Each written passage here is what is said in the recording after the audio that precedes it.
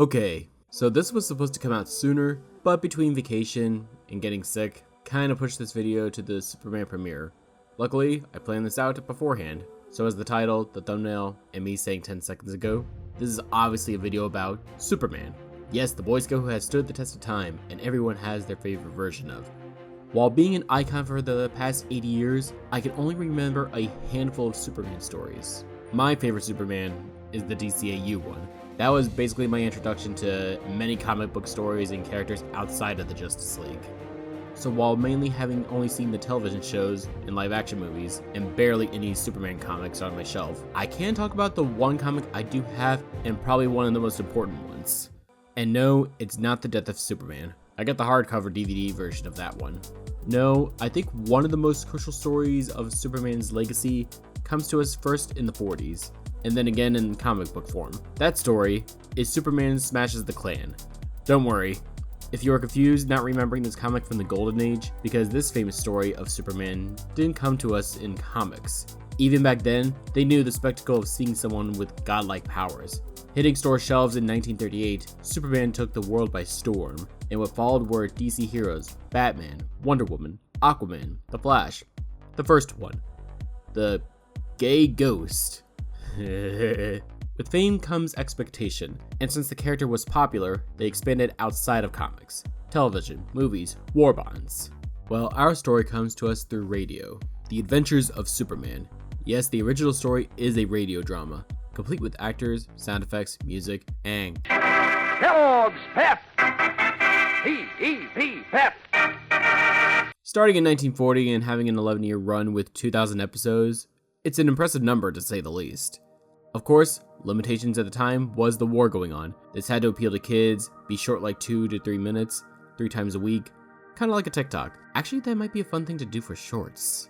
Anyway, Superman, still being in the Golden Age, and actually allowed to have a slight edge to him. Between 1940 and 45, Superman actually had a few stories where he fought the Nazis. But the problem came like it did for Captain America. When the war ends and the Nazis have been put down, who do you fight?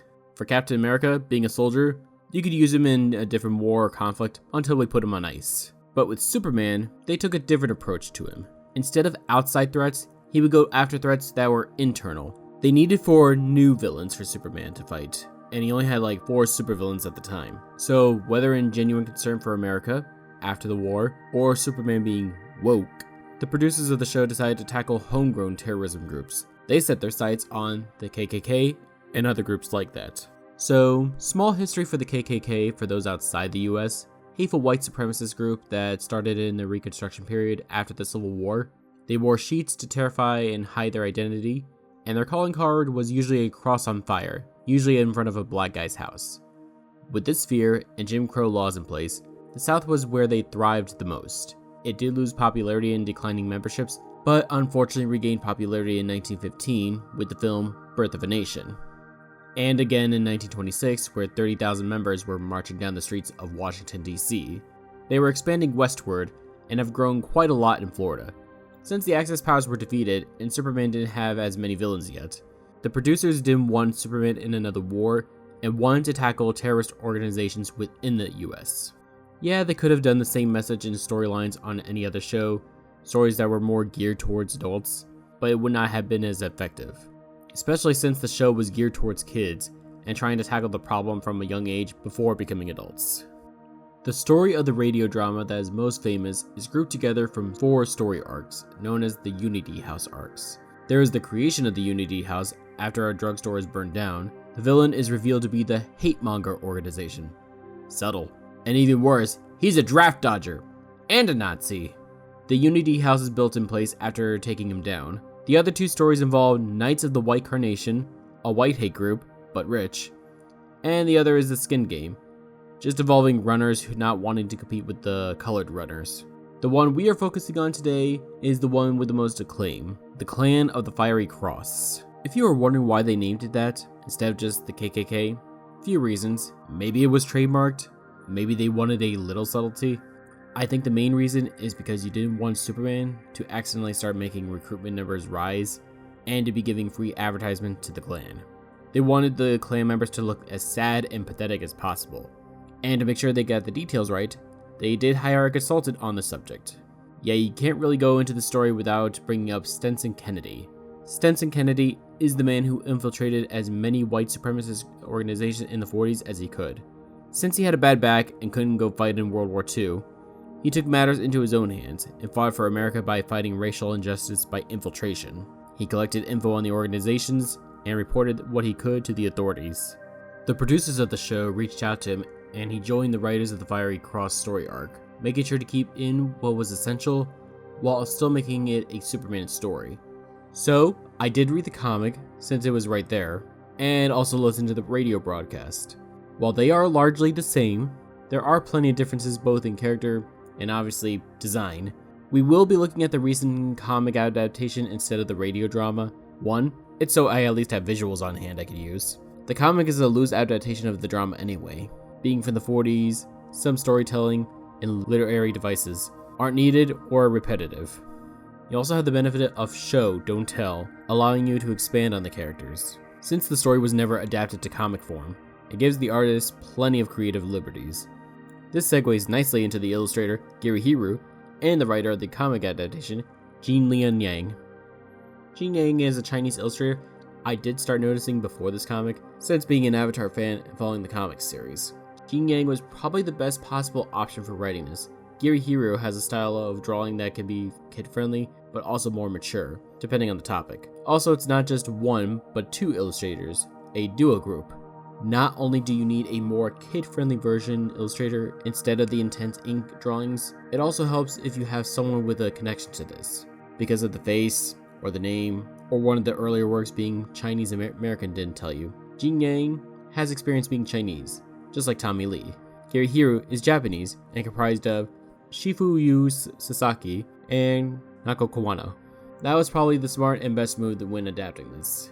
So the graphic novel is actually a decent one. It is its own self-contained story, so no needing to read background info before jumping in. Since this was made for kids, but with a more mature subject, it is part of the young adult series. This is an imprint of DC Comics. They involve reprints, graphic novels, and original one-shots. And the story itself, it's only 3 issues, so you can read it in an afternoon. Also, the yellow cover, as a graphic designer, loved the yellow color. The elongated lettering, and the characters surrounding the title. Oh, and the kerning, the beautiful kerning.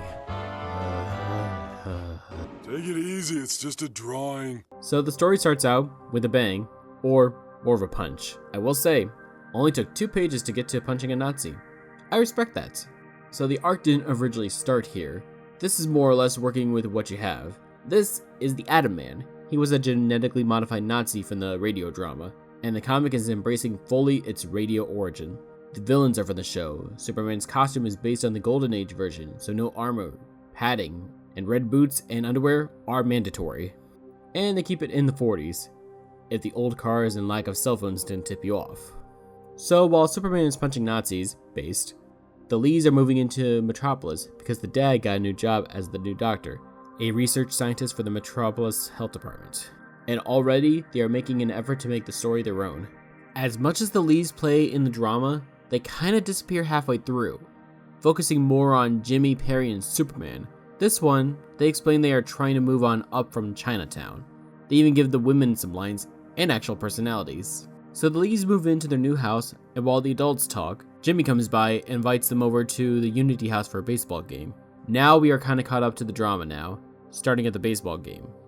Tommy shows promise and is given the pitcher position over Chuck, and it plays out like in the drama. Chuck is jealous, crowding the plate, calls Tommy a racial slur, and then gets beamed for it.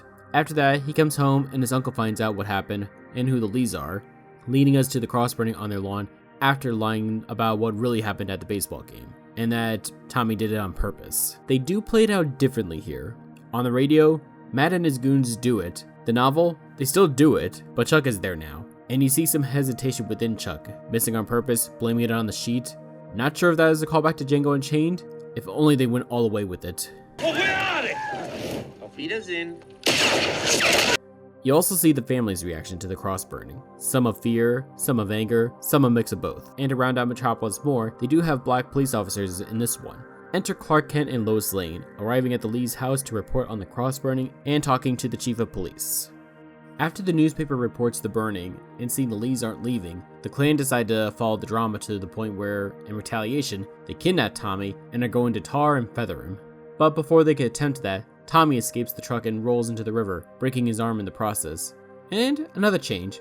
Instead of Chuck coming forward to tell Superman where Tommy is, since the sister is a more active participant in this one, instead of just being mentioned and nothing else, she's the one to contact the newspaper staff that her brother is missing. She is the one to notice one of the men at the house was wearing red baseball boots, tracking Chuck down and finding out where Tommy is and rescuing him. I will say that's one advantage over the radio drama. Half the story is dedicated to trying to figure out which of these kids was the one that called Clark Kent in the first place. They figure out through the kid's accent and talking to all the kids in the Unity house. Here, we get to cut that hour of tension out to half of issue 1. As progressive as the original radio show was, it did have its own issues when producing it. Like the fact, even though the story is centered around a Chinese-American family moving to Metropolis, they are largely absent from the story, usually either following Superman, Jimmy, or Perry, and they didn't have any Chinese-Americans acting in any part of this arc. I don't like that they didn't have a Chinese person on the radio show, but there are reasons I can see why they skip it. Just a note, these are my opinions, and these are going off of hindsight. So, 1946, war done, and the Japanese internment camps, they released the families and even comped some of them for their trouble. You are still going to be traumatized after a year after that. And you think that they are going to differentiate between which Asian country you are from, especially in the 40s? On top of the anti-Asian sentiment, a rise in racial crimes, and around the same time, minorities weren't really welcome in entertainment either. You could look to any black actor from the 40s and see how they were not even allowed to attend their own premiere in their own movie. Or Betty White's show getting canceled because she didn't want to censor the black dancer Arthur Duncan. And in a few more years, the Korean War and anti-communist policy that will have lasting impacts on American life kinda cements the Asian community from breaking into entertainment for a few decades. Especially since they could just get John Wayne or Mickey Rooney to play them. So why bring it up? The drama didn't, but the novel did. We are pretty much halfway through the drama by the beginning of issue 2, and they already took out a lot of unnecessary dialogue from the drama. So, what else do you talk about for 2 issues besides fighting the Klan? You expand on the characters and give insight into their own struggles. Instead of following Jimmy and Perry, the characters we are looking towards are the ones who will probably only go as far as the graphic novel. Jimmy and Perry have 80 years of comics, movies, and television shows that they could be main characters in. More so Jimmy with how weird he gets in the Superman comics. Our main characters are instead Tommy, Roberta Lee, Chuck, and Superman. They all deal with the Klan and racism in general in their own way. With Tommy Lee, he tries to fit in with his white peers, suppressing his Chinese identity, while Roberta is more sensitive to the racism she deals with, both from the Klan and her peers. Yeah, one of the things the book tackles that the radio drama didn't touch on was the casual racism that everyday people would sometimes have. Yeah, the Klan uses harsher language and more violent acts, but I don't want to be friends with them. I don't care about them. I like some of the people that the kids become friends with. You'll just occasionally hear them say something that isn't meant to hurt them, but it is awkward to hear.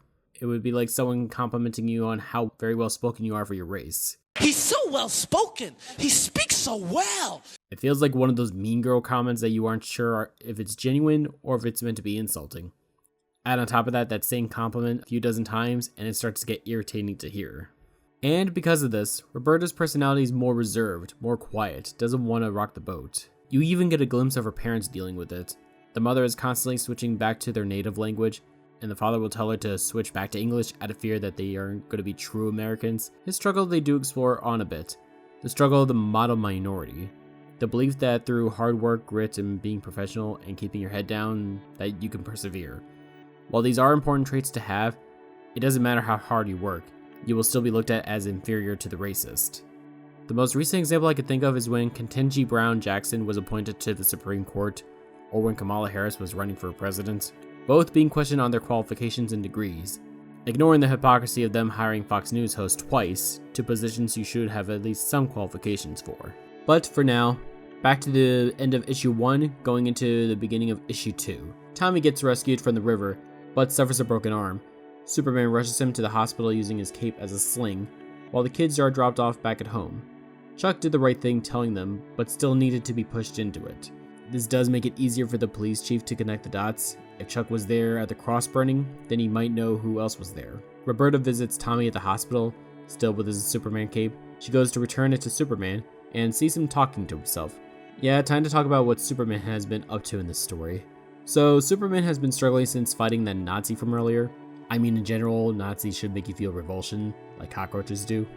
But this had more to do with what was powering the suit, kryptonite. Unlike later uses where it's used to depose Superman, this kryptonite gives him more of a prolonged sickness, not only turning his skin green for a while, but now he has random hallucinations of green aliens that turn out to be his parents. The radio drama is also where we are first introduced to kryptonite. It won't be until the 50s where you see kryptonite start showing up in the actual comics. I do love the symbolism and parallels this draws to the story going on. When he first started having them, it started with him seeing himself as an alien, like green skin and all. Then it upgraded to seeing green aliens speaking another language, then progressing to them actually being his parents, and then speaking English. It is also interspersed with flashbacks of Clark Kent growing up with a young Lana, discovering his powers and trying to suppress them, getting into fights and losing control of his powers, eventually explaining a big question people had if they were reading this. Why is Superman's power so weak right now? Yeah, reading this, you notice that he doesn't fly and runs everywhere. They do explain that it makes him feel more human, or maybe just an extraordinary human. Thinking people will fear him if he starts to show all of his powers and abilities. After talking to his imaginary parents, Superman gives Roberta a pep talk, a Kellogg pep talk, and his cape. Roberta's mom sees the cape and turns it into a jacket, based mom. While all that is going on, following the drama, Perry puts out a $1,000 reward for any info on the Klan of the Fiery Cross. Matt and Chuck Riggs see this and warns Chuck to stay away from the Unity House. Slight change. The Klan got up to a bunch of little antics in the drama. I don't think they ever attacked the Unity House in the drama though. By this point, they kidnapped Jimmy and Perry. This one, they plan to blow up the Unity House, regardless of who is inside. Chuck still goes there and is afraid for everyone, thinking he is hearing some ticking, tricking everyone to go to the movies, and then seeing some more micro-racism and cultural identity issues. Yeah, since the Japanese attacked Pearl Harbor, no one really had any objections to using Asian in general as the default bad guy. You had this many flavors of racism, and Genghis Khan was one of the classics to pull from. Roberta also had to deal with her old friends and new friends meeting each other, having to deal with the anxiety of where you came from versus who you are now. After the movie, Chuck continues to try and block the kids from returning. After being worn down, he finally reveals the Klan's plans to blow up the center, and reveals that his uncle is the Grand Scorpion. This is another character arc, and Chuck has to deal with it. He started the story being angry and jealous of Tommy, but seeing all the shit his uncle and friends were putting him through gives him a more empathetic perspective. His uncle pushed the idea that Tommy Lee cheated and that you deserve the pitching spot. He still struggles with not wanting to get in trouble or his uncle getting in trouble, but eventually, in these situations, you have to decide, protect your own or protect the people around you. The Klan plant the bomb and plan on blowing up the owners inside it, a pastor, priest, and rabbi. The kids hatch a plan, one to distract the Klan, while the other group gets Superman. They do end up blowing up the center slightly, but end up arresting some of the Klansmen and saving the priest, rabbi, and pastor. But they wonder, where are the rest of them? Figuring out that maybe they're going after Perry White, since he made the reward in the paper. This is where we defer more. They just take Perry and Jimmy while driving and put them in a cave somewhere. This one, they take the Daily Planet hostage itself and make across on the planet. Lois Lane, Perry White, and the police chief are taken hostage by the Klan, as opposed to just Perry and Jimmy. Actually, now that I think about it, I don't think Lois Lane was in the entire arc. It was always Clark and Perry being proactive, or Jimmy helping out, or the Grand Scorpion. Yeah, looking back on the radio drama, I don't see any mention of Lois Lane anywhere. I can understand not voicing Roberta since new character and all, but Lois Lane is like the only woman there. I guess that explains why they put a lot more women in this novel. There weren't any in the drama. Anyway, the three while being held hostage make fun of the racist LARPers with their toy swords, when suddenly, Superman burst in and kicked their asses. They get arrested, including Mac Riggs. There are only two more scenes I want to talk about. When this Grand Scorpion meets with the Grand Imperial Mogul, and the ending at the baseball game. But just remember, like and subscribe for more content. Okay, I got that out of the way. So, this is the main point that I think elevates the story beyond just another Superman story. So thanks to the inside cop, letting Riggs escape and then goes to meet with the Grand Imperial Mogul. Matt Riggs explains to him all that has happened, and instead of being grateful, thankful, or even concerned, he is angered by him. Angry that he put a target on the Klan's back. Angry that they got bad press in the paper, and their membership numbers and fees will suffer. Revealing the truth to Matt, that they deal in the oldest commodity, hate. It doesn't matter who you hate or who gets hurt along the way. The only thing that matters is if you could get followers and influence that translates into cash and power. This is probably one of the most powerful truths that you will get out of this book, and even the radio drama had a near identical line. Why? Because this is a truth that you can see play out in real time. You go online and see a number of influencers and grifters throwing out their sponsorships or the online codes to use so they could get a commission. That's fine and all, it happens, but then it becomes a problem when it's spread to actual government officials, or when you are Trump and trying to sell another knickknack to your cult. Yeah, I knew I was gonna have to bring this up at some point, but there's literally no other example I could think of that would be more on the nose than him. I'm not gonna talk about Trump for long. I don't want to talk about him in every single video. There are plenty of other people that could do that. All I will say is that between him tweeting on holidays or trying to be nice, always has to have a backhand to someone, usually Biden. Even when you are running the show, still has to play the victim mentality. But like the Klan in this book, they stir up hate, demonize everyone, terrorize them through orders, never taking responsibility for their actions, only blame others, all while collecting membership fees. I guess the equivalent would be NFTs and that meme coin he was selling. By the way, those meme coins cost at least $500,000, I think. And what did you get? Crappy dinner that looked like it came from Walmart, 20 minutes collectively with the president, and a gift bag. I mean, for $500,000, you could have gone to school, got a degree, started a business, buy 100 hookers, send them to college and work in that business, or spend the money on drugs. Those I would at least have some respect for if you spent your money on that. What was I talking about? Oh yeah, the commodification of hate and money. That's one of the lessons to take away from this. Everyone hates. Hate is the opposite of love. You have love, you have hate. I'm not telling you to stop hating, but place that hate where hate deserves to go. We are often told in kids shows and movies growing up to not hate and be nice to one another, but they never really go into why they hate. It's usually chalked up to bigotry, and racism in itself is illogical. This story gives a concrete answer that isn't left up to feelings or morality, but just a group of men with power that want to use that power to control the people and their income. Don't let others manipulate you by exploiting that hate. Okay, PSA over. Anyway, Matt doesn't like that answer, that his entire identity is based on a lie, proceeds to do what would happen if I found out I was being exploited. We cut to the baseball game where our ensemble of characters are meeting up. This plays out about the same as the drama. Difference is, Matt is using a Nazi gun and bombs where he was just sniping the kids like he does in Fortnite. This is also where Superman has his own character arc complete here. Throughout the story, Superman, ever since dealing with the Nazi, has been seeing aliens. First him, then his parents. Each time seeing them, they become more familiar, speaking English, eventually losing the green skin. Yeah, a nice metaphor of how Superman was rejecting his alien qualities, even putting handicaps on himself, where he's only running super fast instead of flying. And for the comic book nerds out there, the radio drama not only introduced Kryptonite, but Superman flying too. Wrong! It was actually the second time he flew. First time was in the Fletcher cartoon. You also been seeing the other reason through flashbacks why he takes extreme caution. And while the powers can be scary, but with the right control, can be used for good. Another poignant lesson when Superman is fighting Matt, and explains that we are all connected by the future, and the choices we make now decide that future.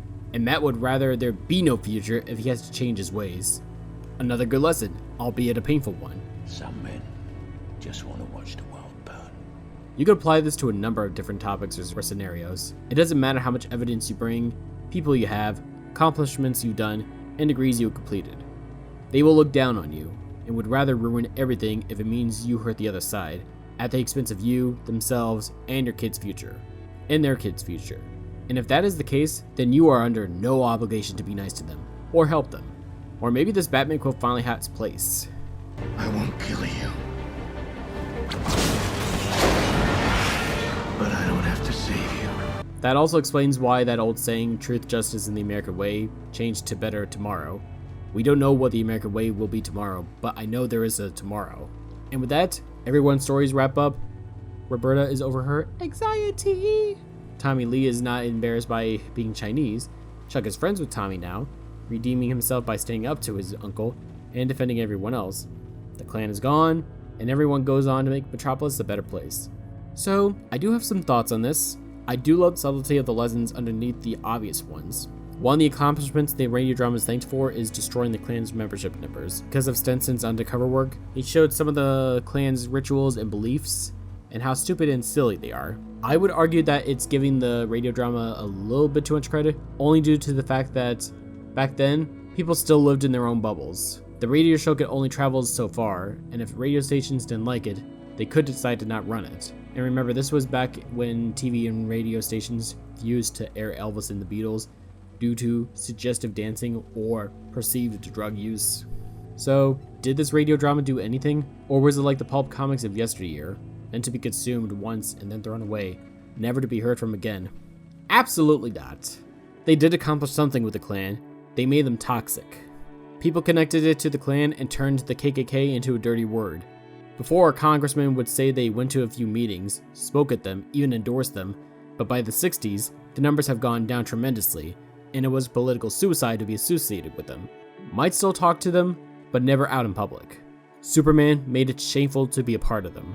And you could see that throughout the story, from the Grand Mongol being Dr. Wilson, a high-ranking member in the society, to that cop that was helping the Klan along the way, letting Tommy get kidnapped, letting Matt go, even helping him at the baseball game, keeping the police chief at bay. And for what? What did they accomplish? They didn't stop any actual criminals. They didn't get a raise. All they did was show their hate, turn it into fear for everyone else, for free. For free! They are poison, and that is exactly what they want. They want you to live in fear. Fear of retaliation, fear that you might not make it to the next tomorrow because someone else is having a bad day. They want you living in fear. Fear of doing anything. Be compliant. Do nothing. Only serve. The only thing necessary for the triumph of evil is for good men to do nothing. I think that's why people like Superman after all these years. He's the ultimate symbol for morality. No matter the circumstance, Superman will always stand up for the downtrodden, the poor, the underdog. Yeah, people have tried to make him an American white Christian symbol based off that one quote from that TV show in the 50s to make him a Jesus allegory when he is more akin to Moses.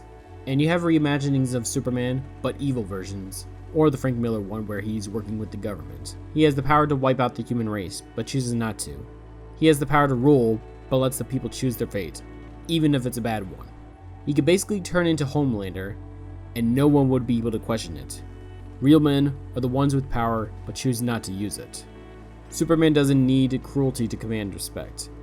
Real strength lifts others up. It doesn't crush them. For people in 1946 to have the foresight to tell a story about the Klan and using the literal illegal alien against them, and to be applicable to anything happening today, is both admirable and sad. Admirable that people back then were not only able to write the story, but to get it broadcasted on radio. Sad that even after 80 years, this still needs to be said, or hasn't been taught, or actively ignored. But that is exactly what they want again from you. Compliance either out of fear or exhaustion. The one thing you can make sure of is they don't get it. Call them out. Shame them. They won't let you rest, you don't let them rest. But don't stop there. Rise up through your community. Become a leader. Make it so they can't ignore you. You will not be ignored, and you will not bend the knee. Superman Smashes the Klan is more than just a story. It's a manual of how hate begins, how it's sown, how it moves and operates, and how to not fall victim to its seductive hatred. To always show kindness to others, but that doesn't obligate you to be kind to everyone.